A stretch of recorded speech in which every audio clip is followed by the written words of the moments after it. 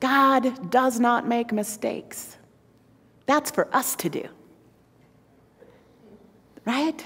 It is actually meant for us to F it all up on a regular basis and then clean it up and be like, oh, that was a terrible idea. Let me try this other thing, because that, awful. Right? Who cooks? How many times have you made a dish that was just like, nah, I just got to throw it out.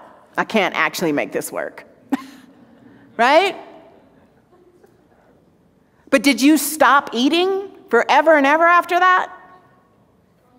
Right? Did you just like throw your stove out the window and be like, forget it. Forget it. I'm done with this human thing.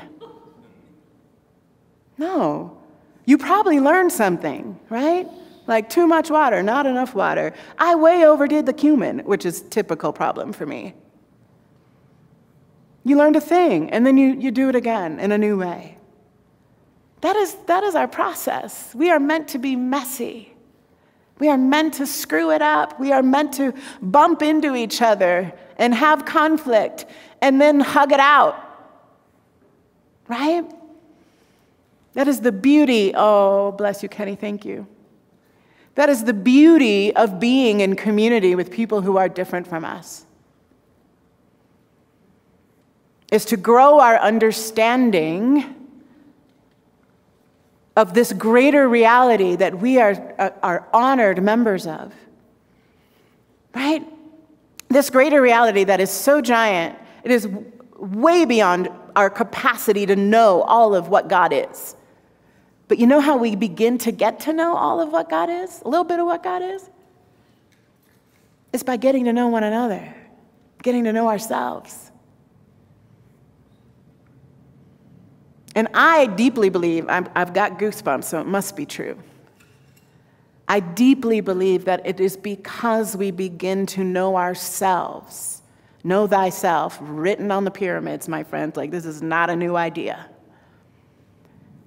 Know thyself, know ourselves deeply, begin to know one another deeply, is the strategy to make a world that we want to live in.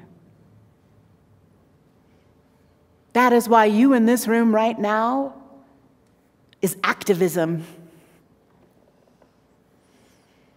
You chanting, you praying is activism. It matters. It matters that you take time to go within. It matters that you develop the spaciousness. Rev. Angel Kyoto Williams, one of, I think, the greatest voices of our time on spirituality and justice, check her out if you don't know about her work, says that spaciousness is love. And the first place we find that spaciousness, also known as equanimity, is in our own experience. And when you and I begin to find that spaciousness within, and we love to say in the New Thought community and Science of Mind especially, that we are at choice. Yes? Which means that we can always choose something else. We can choose how we're going to respond. We can choose the next step. We are at choice. But let me tell you about choice.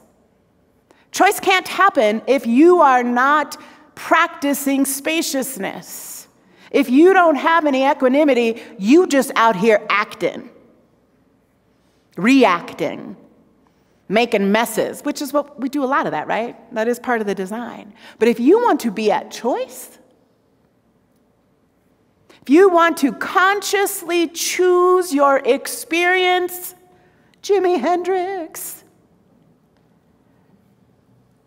you need to know how to access that spaciousness, that place of centeredness, that place of faithfulness.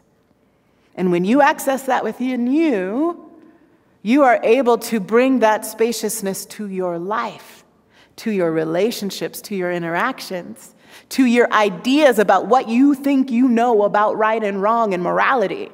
Because I guarantee you, you are not the final word on that.